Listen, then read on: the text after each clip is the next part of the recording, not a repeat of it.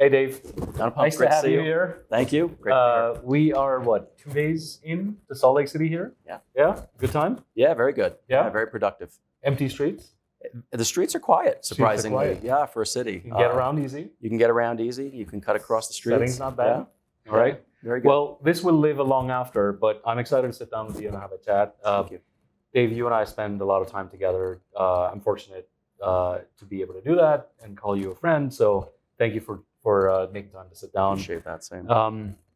Look, what we have talked about over the last couple of days, and we're all kind of living through, is we're in a tricky world. We're in a tricky environment generally on an overall basis, not just our industry, but the business world at large. And within that, obviously, our industry is not immune to it. It is impacted by a number of different factors that are at play. I talked about many of those yesterday.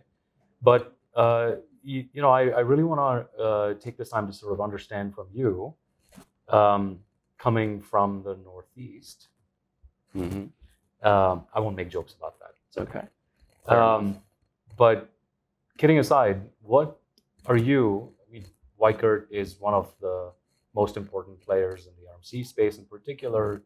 You have a lot of clients that work with you on different phases of their life cycle, different industries, different verticals, different sizes, et cetera. What are you hearing and what are you seeing from your perspective at the top of Weichert Workforce Mobility as the 2 main trends that are playing out? One is just fine too. But what is, for you, the biggest trend playing out in our industry?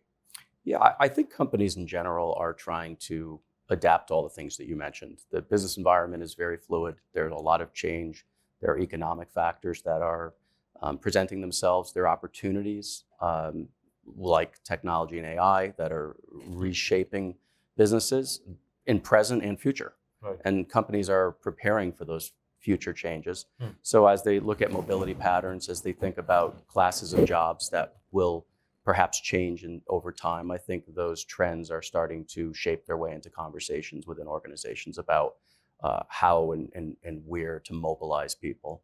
I think there is great opportunity in a lot of it. I believe if you go back historically and look at the jobs that existed in the 40s and the 50s compared to today, some 6 out of 10 probably didn't even exist back then, right? And we'll see the same type of transformation as some of these tools start to take place. But in the short term, it's a lot of uncertainty. Yeah. And so when we think about trends, I look at the things that will matter for mobility in the long term. And the one trend that I'm really focused on right now is the value or impact of mobility. I think that we often look at the cost elements, the changes, again, that are happening because of tech. But at the same time, I don't want our talent conversation to slide off the table because I think it's really important. And as local employment pools grow, which I expect to happen more frequently, you think about some of the reductions that have happened in large corporations this week and in previous months, they're going to create larger employment pools. And that may mean less mobility in some of those places. But there's more value to mobility than just filling roles. Right. There's the talent equation, there's career pathing, there's the impact of great leaders and how being able to mobilize that talent around the world makes those companies stronger. So I think our models have to get tighter in talking about that and helping our clients to see and recognize how to articulate that internally. So that's huge. That's exactly what I have been trying to push for. So I'm glad to hear that you're doing it from your position. Because it's not easy to do. No. That's not being done. Yeah. Everyone talks about wanting to bring ROI to the conversation. Yes. How the heck do you even get to that? Yeah. Right? And then once you've gotten to it, how do you help your client, the corporate mobility professional, actually take that further within the organization? Correct. Because they're experiencing pressure too. Yes. Right? So it's for no one in our industry is immune at this time. So Correct. Can you spill the beans on a little bit on how you're approaching it? Yeah. I'll tell you candidly, we're not talking about ROI. Yeah. So dropping the terminology that we've wrestled with in this industry forever, which is, has been return on investment. I think that most of the industry identifies that with historical discussion around assignments, international assignments specifically, right? That's the holy grail everybody's trying to solve. Right. The most expensive kind. Correct, which Yeah. is also what we do the least of these days, right? A lot of Interesting. perm moves. Right. And why should the value of mobility be defined only by international moves, right? There's Right. value in domestic relocation within the United States or domestic in any country. So I think that it's really important to change the narrative, and Yeah. that's what we're working on internally. I've been thinking about and working on models to come up with new frameworks to identify a better way to maybe articulate that. I think it's out there. Yeah. I think it's available, and I think it's all how we look at it. But it only happens when you move away from the general premise that we're filling jobs. Because filling jobs is a very tactical perspective. Right. It's necessary. It is. It's real. We all have to do that in our companies. But talent mobility, or the conversation we've always had in this industry about mobilizing talent, is Yeah. much more, in my opinion, than just filling jobs. Yeah. It's part of filling. Filling jobs Right. is important, and it's part of it.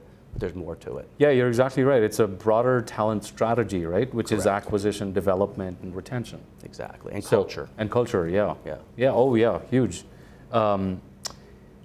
That's interesting. So, but how do you think that that is playing out? I mean, I don't know if you have observations on this, and how do you think it's going to continue to play out in a increasingly virtual work environment? Yeah. We don't, we're not, a lot of companies are mandating back to work. We're not 100% virtual. We're not 100% in office. We're effectively in a hybrid, and I think Yes. we will remain in a hybrid environment, but that is much more virtual operations than ever before Right. in the history of No the question. workforce. What impact does that have on mobility? Yeah, I think it's a really great question, because it's one that doesn't get enough attention. When you think about remote work Yeah. and you think about hybrid, right? The impact zone of people working together is lessened regardless of the tools and technologies that everyone leverages. And the importance of talent is going to dictate that the people that you place responsibility upon to lead Yeah. have to be really good at working in those kinds of environments. Right. Not just they work from somewhere else, but they're effective in how they work. Right. Especially in the leadership ranks, where people are impacting larger parts of the organization. So as companies start to identify their talent profile, I think there'll be more discussion about, we're willing to let someone work from Florida because we can't get them to Dallas, and start to hopefully focus on how effective will they be from Florida, and is this the right decision to make? Right. Or do we keep looking for talent elsewhere because we want people who can do this either together in person more effectively, or we've chosen someone because they're uniquely qualified to do this from Florida. Right. And those people do exist. And Yeah. I think those companies that are struggling sometimes with making concessions, like we'll allow you to work more remotely or hybrid, I think they do that because they know the value of that talent. In some cases, those people don't relocate. Those Right. don't become moves for our industry, but they also could be good moves for their company. Right. Good strategies to keep certain people because they're really Interesting. good at that. Huh. Yeah, Makes we'd me like, wonder- we'd like the move, Yeah. don't get me wrong. but Right.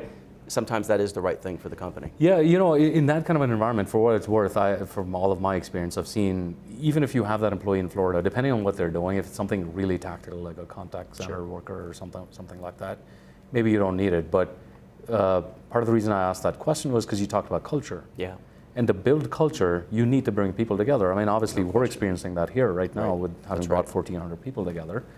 The magic that creates, Yeah. the camaraderie, the innovation, the Yes. epiphanies, the spark of ideas that Yes. happens can't be matched. It No. cannot happen virtually. And so, but that basically makes more agile kind of mobility, in my mind, more important Yes. and more relevant. So it's not like Right.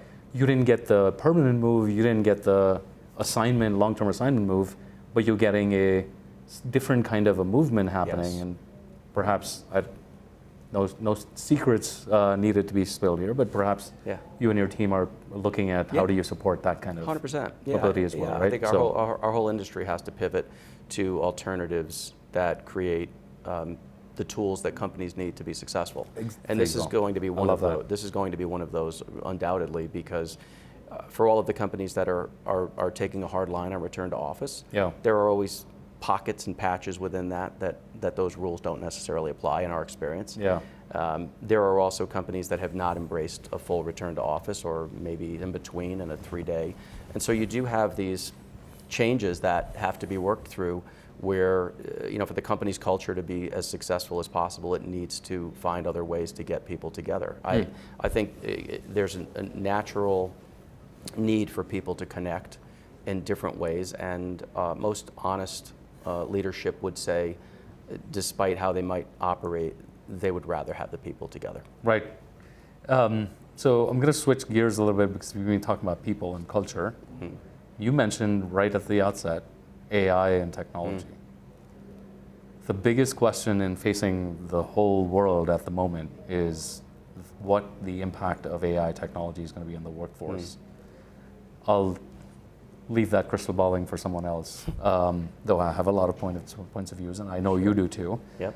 But let's kind of just focus on what, look, AI and tech is being talked a lot about. AI is being talked about in every context. It's being talked about here in our industry, it's being talked about in the conference. What, from your perspective, what is the tangible use of AI or application of AI within our industry, and specifically within your organization, that is actually meaningfully creating value, as opposed to just window dressing of like, oh yeah, I have AI. Right. Like, so what? Yeah. Can you describe something that creates value within, absolutely. within the organization and for the ecosystem? Yeah, without doubt. The value of AI is in our space, right? Because it is a quantum discussion if you wanted to broaden it out. But in our space, let's keep it here. The value of AI is in the tangible, to your point. And so we set AI goals last year and this year to address initiatives for three constituents: our customer, our client, and our colleagues. So we want an internal, a customer-facing and a client-facing solution each year, and in some cases multiples in those if we can get some quick hit items and so on. But by addressing that, we're trying to make sure that our roadmap covers the importance of raising our productivity, our availability of our counseling teams to be more accessible and valuable to our customer. Yeah. We want the customers to be able to do things they could otherwise not do, maybe on their own, or have more freedom to experience our tech and do other things. And then we also want our clients to have insights and vision into their programs that it makes it easier for them to work with us. So an example of something tangible would be we've taken our agent solutions through Salesforce into a model where we've taken all of the data that represent the context of a move, when they were initiated, where they are in the process, notes in the system, exceptions, all of these things. And at a click, a client can instantly draw down through our agent bot an executive summary of the move. That's something that for 30 years clients have actually done in reality, is they get an escalation or a concern, or they're just checking in on a VIP move or whatever it might be. And they want a quick shot at what's happening, not necessarily to call a counselor and get an update, or to go through, worse than that, and actually start hunting around a file and reading notes and stringing together a story. That's a really practical example of how technology, particularly using agents, can bring that information in an instant, in a tangible, valuable way to the desktop. We've done some work recently with turning client policies into podcasts using AI technologies, where just like you and I are speaking, we've taken a policy and fed it into the system, and in a very lively, not robotic, and powerful way, someone can take in the key elements of their policy and also present that policy in a positive light, making sure that they hear about the positive benefits and the things that might be unique to that particular client's offering. And you can do that while you're on the treadmill or while you're driving, and sort of avoid that digesting 30 pages, or even if a client has a brochure style policy, which might be 5, 6 pages, it's still a lot to digest at first glance. So those are practical things. Obviously we have other projects and initiatives that are going on around AI, but when you ask about the tangible, those are tangible things that clients have reacted well to. That's really cool. But I have so many questions, but the podcasting, just to be clear, is your client, the corporation, putting out their policy for consumption by their employees. Correct. That might be moving. Okay. Yeah. I mean, that's amazing. At a click, right? You get up in the morning. That's client service. Yeah, exactly. Right? And it's really engaging. The first time I listened to it, you go in with some skepticism. Yeah. And I listened to the podcast. Yeah, I'm actually, that's what I'm wondering yeah, right now. I listened to it. Is it natural? Absolutely. It was eerily natural. Really? Even with but engaging, even like with the policy discussion? like you just said, really, and that's the amazing part about it. And cool. And it's come a long way in a very short time. Interesting. Within a year, those tools have become incredibly human-like. Yeah, well, the progress is absolutely staggering. But the other thing that I really like is you're not just talking about customer-facing applications, which right. the examples you gave are pretty compelling. Yeah. They're not like, yeah, go to the chatbot and ask a question and you get a response back. Correct. It's more proactive than that. Yes. But what I also really like is you're talking about applying it internally for your operations to drive more efficiency within your organization so that you can invest in these experiences. Exactly. And value creators going forward. No question. That I think is an imperative for our industry, right? Yes. Because it's not like there's a lot of free money floating around in our industry. There isn't, right? No, everyone's it's a budget's tight. It's a necessity. Where do you find that funding? You can find that funding by driving more efficiency within your own operation. Yes. Let's maybe switch gears for a second. What are you, as you look into 26, what are you, and be real with me, what are your concerns that might keep you up at night? Sure. And if you prefer, you can start with what are you most excited about looking into 26? Yeah, yeah. I bet it's not like a massive snapback in volume. I would assume it's not that. No, no, I don't think so. I wish that were the answer. That wouldn't be real. Yeah, that wouldn't be real. That wouldn't be real. Look, I think the opportunity for companies who've successfully invested in technology, prepared for the changes that are coming, and are ready to adapt to new demands and requirements in mobility will fare well in 26 and beyond. We believe we're one of those companies, and we think that we have readied ourselves to be able to meet the demands and the change that's coming. And that change is largely driven around how people want to meet the experience. Yeah. We can dictate what we think is a great customer experience.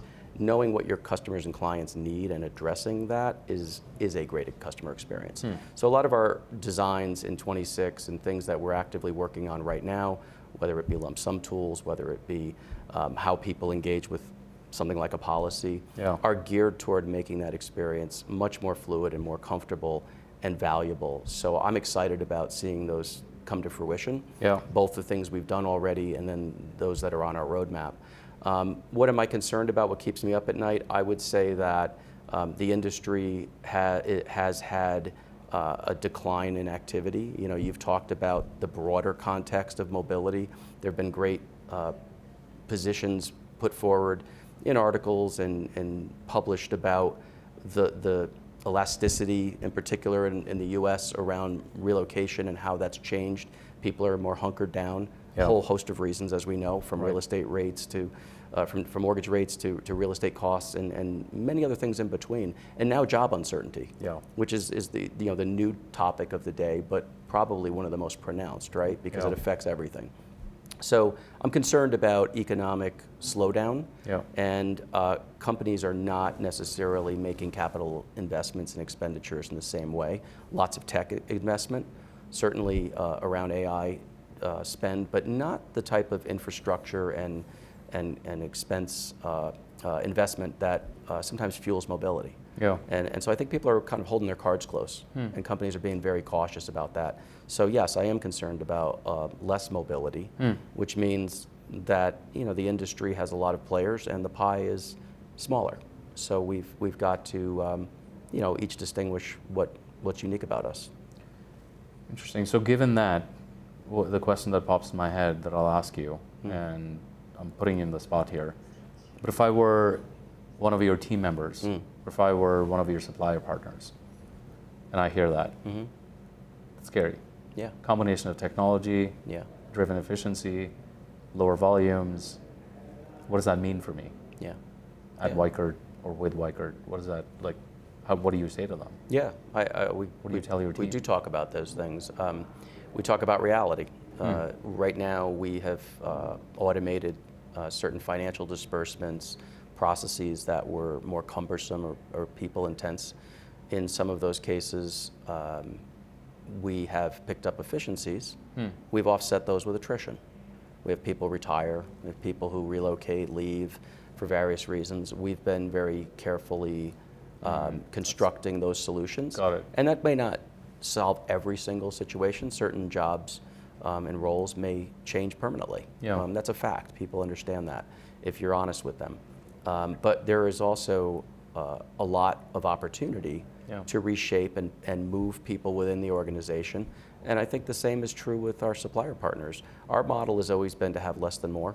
We don't contract our relationships as broadly perhaps as we could with our volume or as maybe others, because we want each move to be more valuable to them, because when something goes sideways, we're more valuable to them. And so that's one of the ways that we've contained that risk over the years, and in a lower volume environment it's even more important to have less relationships than more.